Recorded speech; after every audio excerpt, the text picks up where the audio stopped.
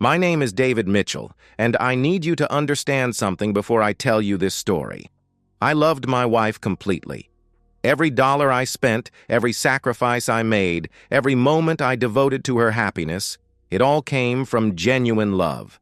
That's what makes what happened so much harder to bear. I met Sarah 2 years ago at a coffee shop downtown. Tuesday morning, 8:47 a.m. I remember because I'd just closed a major investment deal and was treating myself to an overpriced latte. She was at the counter, fumbling through her purse, her cheeks flushing pink as she whispered to the barista that she'd forgotten her wallet. The line behind her was growing impatient. Without thinking, I stepped forward and handed over my card. "Please, allow me," I said.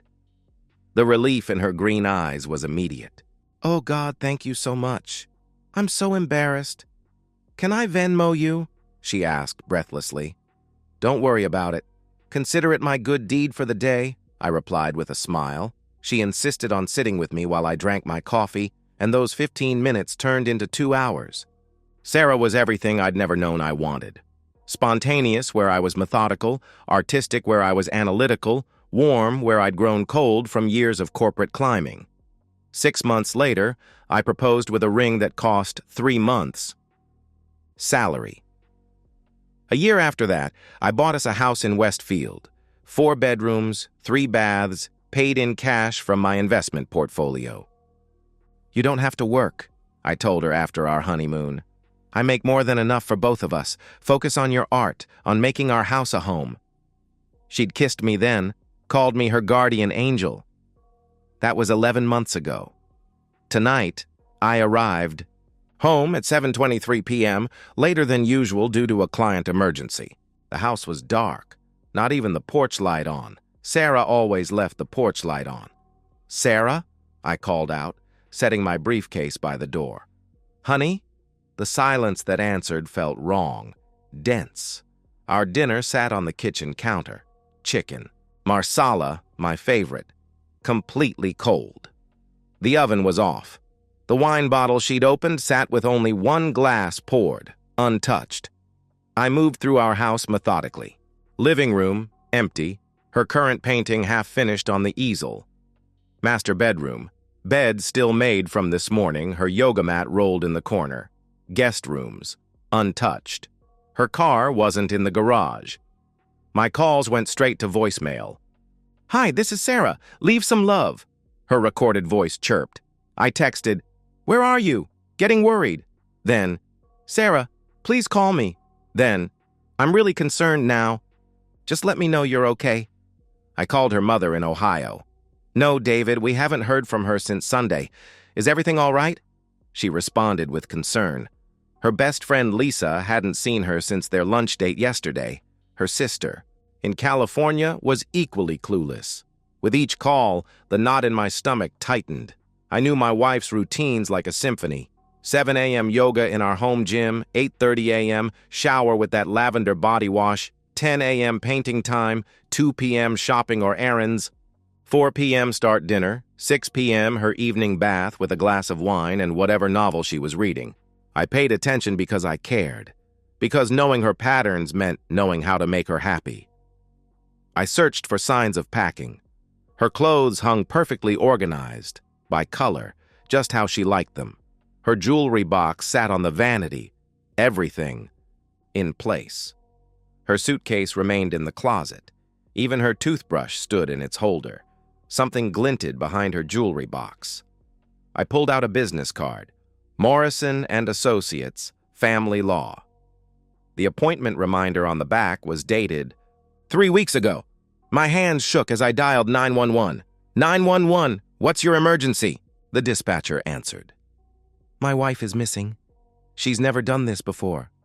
"Something's wrong," I said urgently. "How long has she been missing, sir?" she asked. I looked at the cold dinner, the untouched wine, the business card in my trembling hand. "I don't know, but something is very, very wrong," I replied. Detectives Rivera and Jonathan arrived within 2 hours. Rivera was older, graying at the temples with tired eyes that had seen too much. Jonathan looked younger, sharper, like she had something to prove. They sat across from me at my dining room table, notebooks out, recording device between us. "Mr. Mitchell," Rivera began, "tell us about your relationship with your wife." "We're happy," I said automatically. "We love each other. This isn't like her at all." "When did you last see her?" Jonathan asked directly. "This morning, around 6:45. I left for work early, had a 7:30 meeting with a client. She was still in bed, but she kissed me goodbye like always," I answered. "Any recent arguments?" Rivera inquired, his pen hovering over his notepad. "No, nothing. We rarely fight. I mean, small things sometimes. She thinks I work too much. I wish she'd be more careful with spending. But nothing serious," I replied honestly. Jonathan and Rivera exchanged glances. "Mr. Mitchell," Jonathan said slowly, "we need to ask some difficult questions. Has your wife seemed distant lately? Any changes in behavior?" I thought back. "She's been maybe a little distracted. She started asking questions about our finances a few weeks ago. Wanted to understand our investments, our assets. I thought it was good she was taking an interest," I explained. "Has she ever mentioned someone named Stephen Grant?" Rivera asked, pointedly. The name meant nothing to me. "No. Who is that?" I responded with confusion. Rivera slid a photograph across the table. It was from a security camera, grainy but clear enough. Sarah, my Sarah, kissing a man outside a restaurant I'd never taken her to. The timestamp showed 2 weeks ago, 1:30 p.m., when she told me she was shopping for new curtains. That can't be. The words died in my throat. "Phone records show your wife has been in regular contact with Mr. Webb for approximately 4 months, Jonathan stated matter-of-factly, producing a printed log. Daily calls often lasting over an hour, text messages numbering in the thousands. Each word felt like a physical blow. Rivera pulled out his tablet, swiping through screenshots. "These are from Mr. Webb's social media posted over the last 3 months, he explained. Sarah at a concert, her hand in his. Sarah laughing at some winery I'd never heard of. Sarah in a hotel room, wearing lingerie I'd never seen, the photo, carefully cropped but the implication clear. "I think I'm going to be sick," I managed to say. "There's more," Jonathan said, not unkindly. "We've spoken to some of your wife's friends. We have copies of text messages she sent them." She began reading. From her phone. "David's too dumb to notice anything. I could disappear for days and he'd just think I was at yoga." She continued. "My walking wallet comes home tonight. Time to play loving wife again." Then another. "Stephen makes me feel alive. David just makes me feel funded." My vision blurred. This couldn't be Sarah. Not my Sarah who cried at romantic comedies, who left me love notes in my briefcase, who, "This one's from last week," Rivera interjected. Reading from his notes.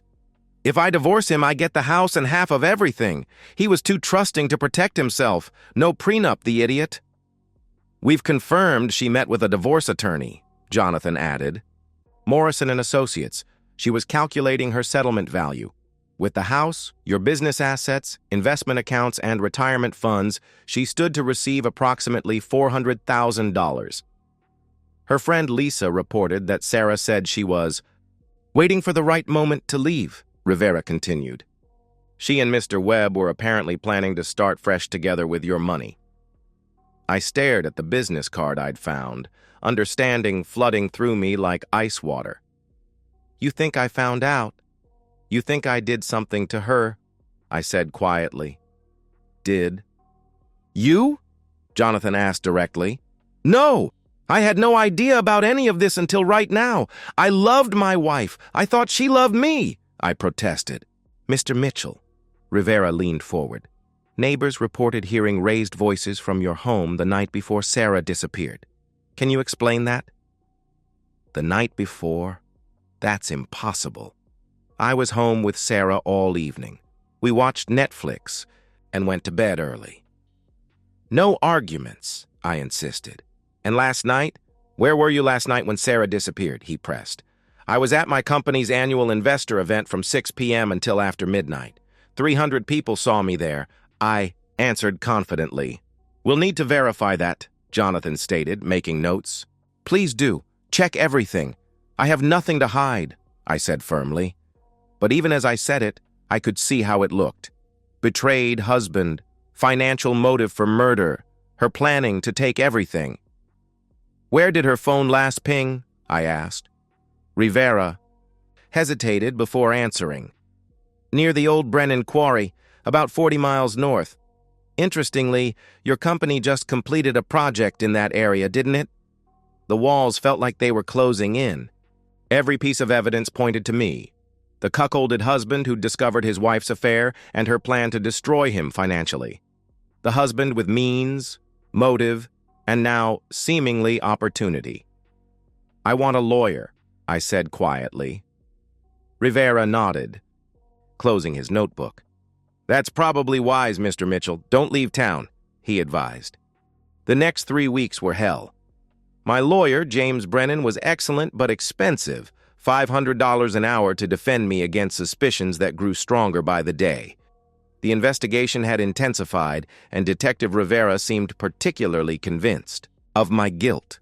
"Your neighbors, the Pattersons, now claim they heard arguing from your house the night Sarah disappeared," Rivera told me during another interrogation. "They're prepared to testify." "That's impossible," I insisted, Brennan's hand on my arm, warning me to stay calm. "I was at the Riverside Hotel with 300 witnesses." "Funny thing about that," Jonathan interjected, "security footage from the gas station 2 miles from the quarry shows your car there at 5:47 p.m. You didn't arrive at your event until 6:15. That's a tight window, Mr. Mitchell." "I needed gas. Is that a crime?" I responded defensively. "When your wife's phone dies, in that exact area at 5:52 p.m.? "It's certainly interesting," she replied skeptically. The media had gotten hold of the story. "Jealous husband prime suspect in wife's disappearance," ran across the evening news. Sarah's family, who I'd supported, who I'd welcomed into my home, gave interviews painting me as controlling, possessive. Her sister claimed I'd isolated Sarah from her family, though I'd paid for their flights to visit 4 times in the past year. But the worst revelations came from Stephen Grant's friends. They seemed to take pleasure in destroying me, revealing every humiliating detail of Sarah's betrayal.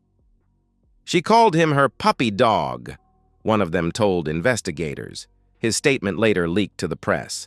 "Said he'd do anything she asked, buy anything she wanted."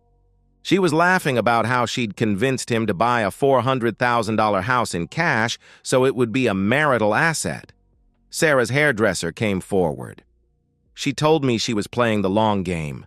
Stay married just long enough to establish lifestyle. Expectations for alimony. She said David was so boring she had to think about Stephen just to kiss him goodnight. Each revelation cut deeper. The woman I'd cherished had seen me as nothing but a mark, a fool to be fleeced. The investigative file, parts of which Brennan managed to obtain, painted a picture of systematic deception. Sarah had been moving money slowly, opening accounts I didn't know about, preparing for her exit. "But here's what they don't have," Brennan told me, spreading files across his conference table. "Physical evidence. No body, no crime scene, no witnesses to any actual crime. And most importantly, you have an alibi they can't break." He was right. The investigation had uncovered my stop at the gas station, yes, but the quarry was another 15 minutes away. For me to have killed both Sarah and Stephen, disposed of their bodies, and made it to the investor event by 6:15 would have required superhuman speed and efficiency. "The Riverside Hotel security footage is your salvation," Brennan explained. "You're on camera arriving at 6:15, mingling by 6:20. You gave a speech at 7:30. You're in the background of dozens of photos throughout the night. The CEO of Franklin Investments personally remembers discussing the Singapore expansion with you. Around 8 p.m., you didn't leave until 12:30 a.m., again on camera. The forensics team found nothing at the quarry despite extensive searching. No blood, no signs of struggle, no bodies. Sarah's car was discovered at the airport's long-term parking, tagged from the day she disappeared. Security footage showed a figure in a hoodie and sunglasses parking it, but the image was too distorted for identification. "They're theorizing you hired someone," Brennan told me after another police interview. "But that's desperation talking. They've subpoenaed your financial records, your phone records, everything. There's no evidence of any large cash withdrawals, no suspicious contacts, nothing." Detective Rivera made one last attempt, bringing me in for what would be the final official interrogation. "I know you did it," he said, off the record while Jonathan was getting coffee. "You're smart, I'll give you that. But you found out about the affair, about her plan to take you for everything, and you snapped. It's understandable. Any man would be angry." "I didn't know," I said quietly. "Not until you told me." "Your web history shows otherwise. You searched for Stephen Grant 3 weeks before Sarah disappeared," he countered. My lawyer interjected immediately. "That search was performed from an ICS IP address at a public library. Anyone could have done that search, and, conveniently, it frames my client. Without proof it was him at that terminal, it's meaningless," Brennan stated firmly. Rivera's jaw clenched. He knew Brennan was right. After 12 weeks of investigation, the case went cold. Without bodies, without physical evidence, without any crack in my alibi, they had nothing but suspicion and circumstantial evidence. The district attorney declined to prosecute. "You're a free man," Brennan told me, shaking my hand. "But I'd recommend keeping a low profile. The court of public opinion has already convicted you." He was right. Neighbors crossed the street when they saw me coming. Sarah's family had filed a civil suit, trying to prevent me from accessing her, life insurance, or any of our joint assets. The whispers followed me everywhere. "There goes David Mitchell, the man who got away with murder." But legally, I was untouchable. As I left the police station for the last time, I caught my reflection in the glass doors. For just a moment, the mask slipped, and I saw myself as I really was. Not the grieving husband, not the betrayed fool, but something else entirely. Something much colder, something that had been there all along. 6 months. That's how long the case has been cold. 6 months of freedom, of carefully maintained grief, of playing the victim so perfectly that even some of the doubters have started to wonder if maybe, just maybe, I really am innocent. I sit in my study now, in the house. That's entirely mine, sipping a glass of the wine Sarah never got to drink that night. It's time you knew the truth, all of it. I knew about Stephen Grant long before the police told me. I'd known for 4 months before Sarah disappeared. The first clue was a receipt in her jacket pocket, lunch for 2 at a restaurant she'd said she'd gone to with Lisa. But Lisa had posted on Instagram that same day from her office, complaining about working through lunch. After that, I paid attention differently. I installed tracking software on her phone during one of her wine-heavy evenings, cloning it to monitor her messages and location. I placed a voice-activated recorder in her car. I watched, I listened, and I learned everything. I knew about every meeting with Stephen, every lie she told me, every cruel thing she said about me to her friends. I knew about the divorce attorney, the financial planning, her timeline for leaving. She planned to wait until after my company's merger went through, another 6 months, to maximize her settlement. The hardest part wasn't discovering the affair. It was maintaining the facade of ignorance. Coming home each night, kissing the woman who called me her walking wallet, pretending to believe her lies about shopping trips, and yoga classes, listening to her fake orgasms while knowing she was thinking of Stephen, playing the devoted fool while she and her lover planned to destroy me. But I'm nothing if not patient, methodical. I'd built my wealth through careful planning and perfect execution. This would be no different. The corporate event wasn't originally scheduled for that night. I'd convinced the board to move it, citing venue availability. I needed that alibi to be ironclad, public, Documented. 300 witnesses to place me nowhere near Sarah when she disappeared. The gas station stop was calculated. I knew they'd check cameras along any route to the quarry, so I stopped at the one that would put me in the area but give me an impossibly tight timeline. 15 minutes to drive to the quarry, kill 2 people, hide bodies, and return. No prosecutor would risk that argument. Here's what really happened that night. I left work at 4:30 p.m. earlier than I'd told anyone. I drove to the abandoned warehouse on Timber Road, a property my company had surveyed months ago but rejected for development. Sarah and Stephen were already there, lured by messages I'd sent from a spoofed number promising each that the other had a romantic surprise planned. They arrived separately, confusion turning to fear when they saw me step out of the shadows. Not the pathetic David they'd mocked, but someone else. Someone who'd been wearing a mask for months while planning every detail of this moment. "Hello, Sarah," I said calmly. "Stephen." Sarah tried to lie, to manipulate, to cry. Stephen tried to run, then to fight. Neither strategy worked. I'd come prepared. Plastic sheeting, tools, a plan refined through months of preparation. I won't describe the details. Some things should remain unspoken. But I will say this. They understood in those final moments that the fool they'd mocked had never existed, that they'd been the marks all along. The bodies went into construction-grade barrels I'd filled with lye, stored weeks ago in a storage unit rented under a false name, paid in cash. The quarry was misdirection. I'd made sure to drive Sarah's phone there, turned it on just long enough to ping the tower at 5:52 p.m., then destroyed it completely. Her car went to the airport immediately after. I'd worn the hoodie and sunglasses, changed my gait, made myself unrecognizable. By 6:10 p.m., I was pulling into the Riverside Hotel, not a speck of blood on me, my car cleaned with bleach wipes I later burned. I made it to the gas station at 5:47 p.m. specifically to create that impossible timeline.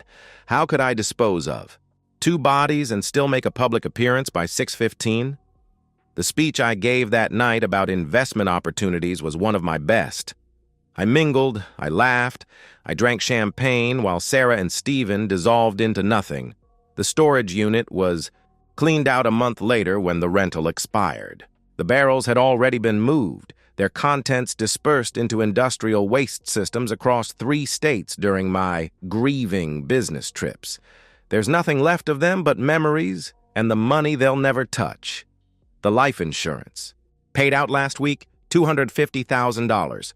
Sarah's family's civil suit failed. Without a body, she's merely missing, not dead. In 7 years, I can have her declared legally dead and access the rest. But I'm in no hurry. I have everything I need. The investigation was almost amusing to watch. Rivera was so close yet so far. He sensed the truth but could never prove it.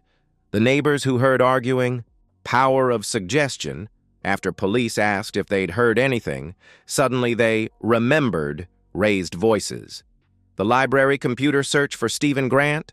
I did make that search, wearing gloves, knowing they'd find it and it would seem like sloppy planning inconsistent with the otherwise perfect crime.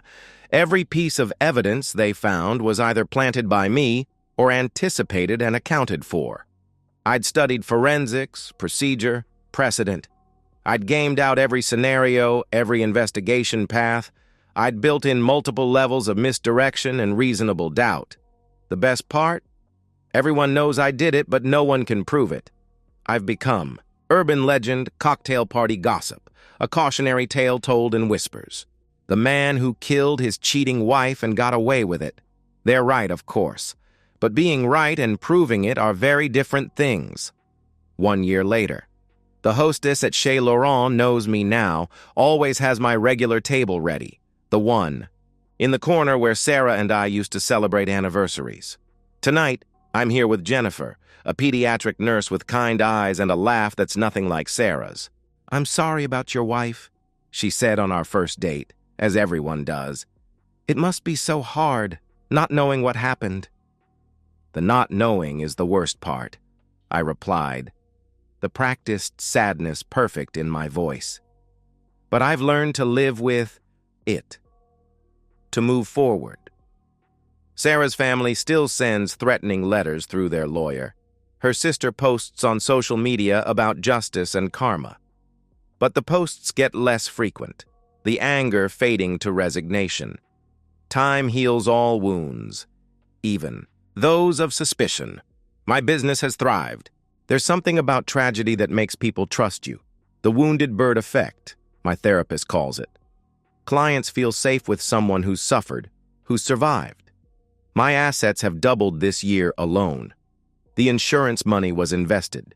Wisely, tech stocks that have soared, real estate in up-and-coming neighborhoods. Sarah would have wasted it on designer bags and spa treatments. Instead, it's working, growing, building the empire she tried to steal. You're different from how I expected, Jennifer says over dessert, her hand finding mine across the table. Sarah's friend said you were cold, controlling, but you're nothing like that. Grief changes people, I tell her. It taught me what really matters: trust, honesty, appreciation for every moment. She squeezes my hand, moved by my apparent vulnerability. She doesn't know about the prenup already drafted in my desk drawer, the background check I ran before our first date, the GPS tracker. I'll eventually suggest she keep in her purse for safety. I've learned from my mistakes. Sarah taught me that love without verification is just vulnerability. Trust without surveillance is just naivety. The next Mrs. Mitchell will be everything Sarah wasn't: faithful, grateful, and carefully monitored. The maitre d' stops by our table. Mr. Mitchell, so wonderful to see you moving forward. Your wife would want you to be happy, he comments warmly. Thank you, Philippe. I like to think she's at peace wherever she is. I respond graciously. Jennifer tears up at this, touched by my grace. She doesn't catch the slight emphasis on wherever she is, doesn't know that Sarah is everywhere and nowhere, dissolved, dispersed, disappeared. 40 miles north, the quarry has been filled in for a new development, one my company won the A bid for. In a twist of irony that would make Sarah laugh, it's going to be a luxury shopping center. After dinner, I drive Jennifer home, playing the gentleman, not pushing for more than a goodnight kiss. I've learned patience. In 6 months, she'll move in. In a year, we'll be married. This time, everything will be properly documented, legally protected, carefully controlled. As I drive home alone, I pass the coffee shop where I met Sarah. They've changed the name, but I still remember standing at that counter watching her fumble for her wallet. Even then, I'd known she was performing. Her cards were in her pocket, but she'd seen my Rolex, my suit, the Mercedes keys in my hand. She'd played the damsel, and I'd played the hero, both of us acting out roles in a script we thought we were writing. The difference is, I was the better actor, and I knew how the story would end. Back home, I pour myself a scotch and stand in my study, looking at our wedding photo still displayed on the shelf. I keep it there for appearances, the grieving widower who can't let go. Visitors find it touching. Sarah smiles from the frame, radiant in white lace and lies. You were right about one thing, I tell her picture. I was too trusting, too dumb. But I learned, Sarah. I learned from the best. Tomorrow, I have therapy at 10. Dr. Morrison is helping me process my grief. At 2, lunch with Sarah's mother, who's finally starting to accept that her daughter simply ran off with her lover, abandoning everyone. At 4, another date with Jennifer. Life goes on. It always does for the survivors. And I'm nothing if not a survivor. And so, we've reached the end of today's story. Was it what you expected, or did it take a twist you didn't see coming? I'm curious to hear your thoughts. Share them in the comments below, and let's get a conversation going. If this story kept you hooked, make sure to hit that like button. And if you're new here or just haven't subscribed yet, now's the perfect time to join our community. I bring you fresh, captivating stories every day, So click that subscribe button and turn on notifications so you never miss out. Thanks for watching, and I'll see you in the next one.